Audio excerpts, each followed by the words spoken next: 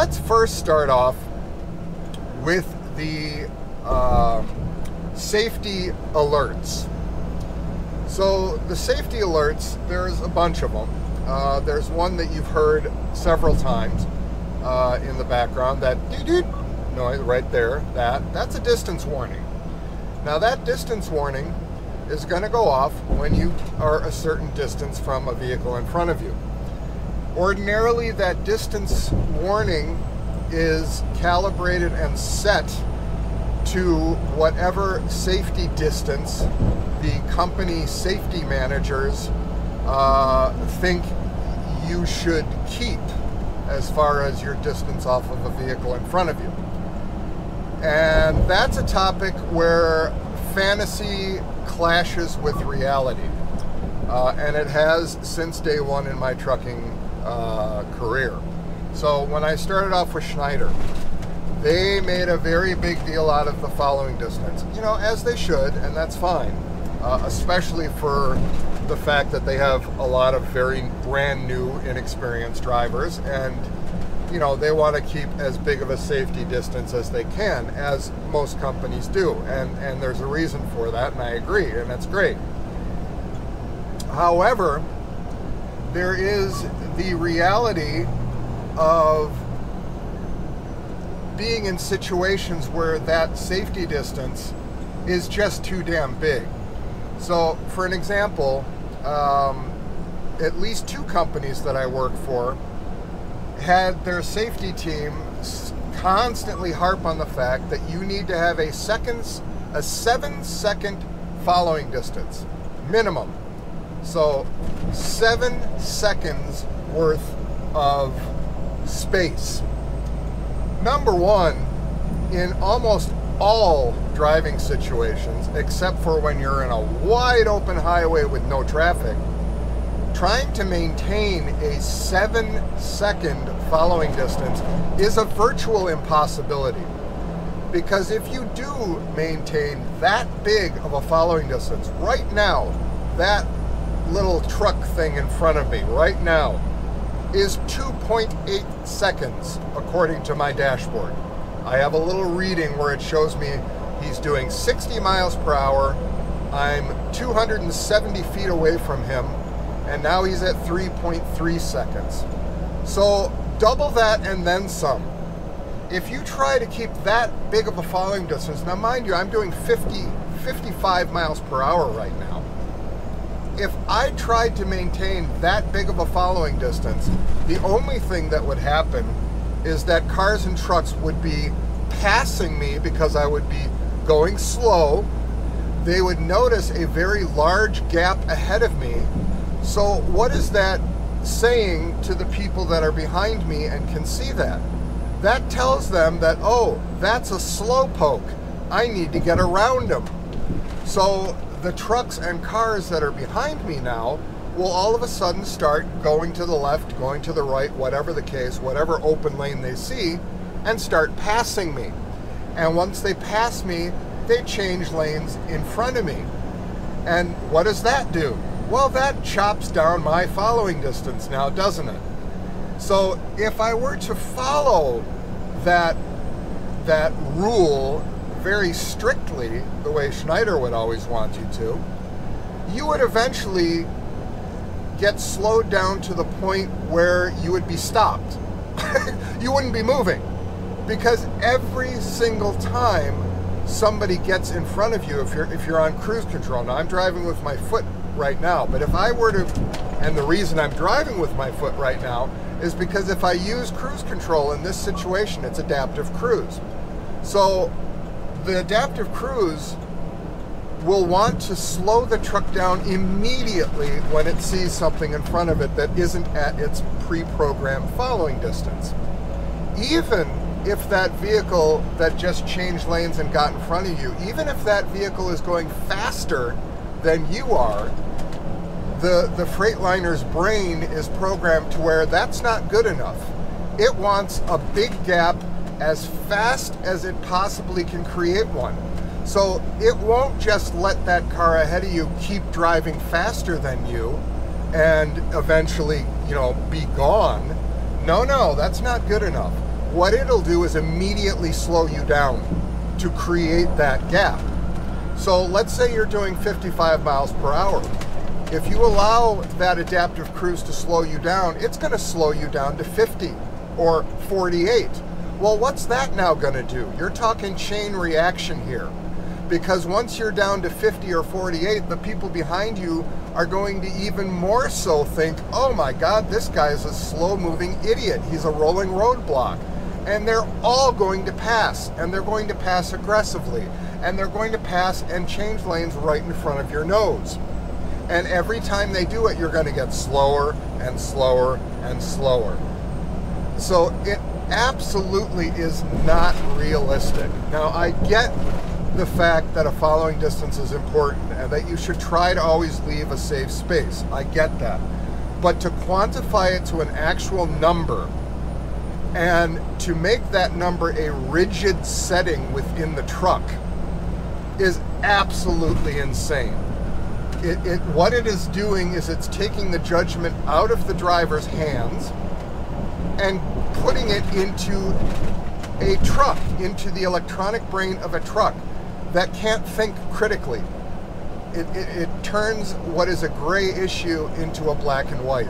And just like anything else in life, as soon as you start thinking in black and white, you're f***ing wrong. Period. There is no black and white in life. Everything is gray, including technology. So that's number one, the front distance warning. See this guy right here, just right in front of me. Now he's doing 4 miles per hour faster than me. Had I been on cruise control, which I'm not, it would have slowed this truck down immensely because he was so close to my nose. The closer they are to your nose, the more the truck is going to slow you down. So that's number one. Number two are the side sensors that tell you when you're drifting in and out of your lane. Now, Freightliner has had those for a very long time, and by and large, as annoying as they can be, I think they're a good thing, all right? Because all it takes is that one time when you're tired and you drift, and you don't realize it, and there's nothing to tell you you're drifting, and you can actually hit somebody.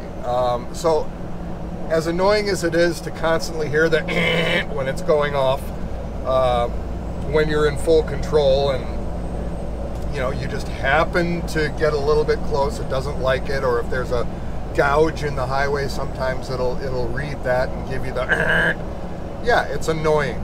But it's okay. That's livable because I think that has a very valuable reason for being there.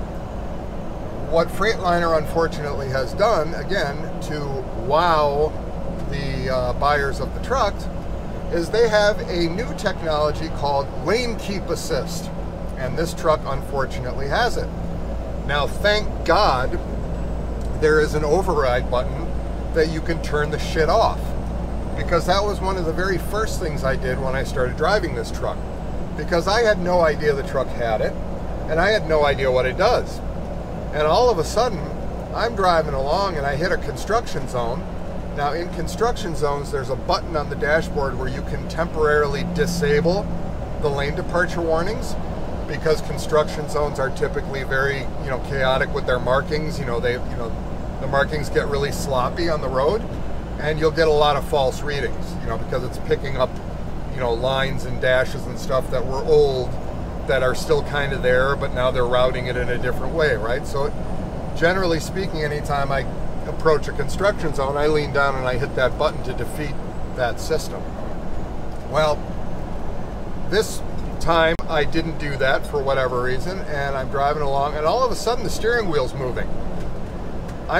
It's as if somebody else is got their hands on the steering wheel and they're trying to pull the steering wheel in a way that's different from what I'm doing. And it startled the hell out of me. I was like, what the hell is this? And it didn't take me long to figure out that that was this lane keep assist system, which I immediately turned off. And I will never, ever use that system. And I get the concept. right? I get the concept. If you have a driver that has a hard time keeping within their lane, well, hell, let's just have the truck do it with technology. Well, my argument would be, number one, if you have a driver that can't keep the truck in the lane, you need to yank his CDL. You need to get him off the road. All right, that is a basic trucking 101. That's the very first thing you learn when you drive a truck, because of its size and because of the danger of what will happen potentially if you don't maintain your lane. That is pure basic driving a truck. And if you are a driver that cannot maintain your lane, you should be off the road. Period. End of subject. You shouldn't be driving a truck. Take the keys. Don't invent a system that allows somebody like that to stay in a truck. That's absolutely asinine. Number two, if I'm driving this truck, that means I'm driving this truck, not the truck, me. I want full control of this vehicle because it's my life that's on the line, and it's other people's lives that I could potentially change forever or take away entirely if I screw up. That responsibility is 100% placed on me, the driver. And I'll be damned if I'm going to have the truck take over something that is as critically important and basic as steering the damn truck. That is a major no in my book. If that system were to be forced to be on all the time, I would literally turn in the keys and stop driving. I would not buckle myself in a semi-truck and take responsibility for it with knowing that at any point the truck could take over steering control of the truck. No way in hell. So that's that. It still, even with the system off, it still does it occasionally. If you'll rub a line and you get the buzzer going off, you'll feel it a little bit take the wheel, but it's not as aggressive. So, you know, I'm kind of fine with that because it just kind of bumps a little bit. But the more aggressive one, hell no. No. So that's number one. Major mistake, Freightliner.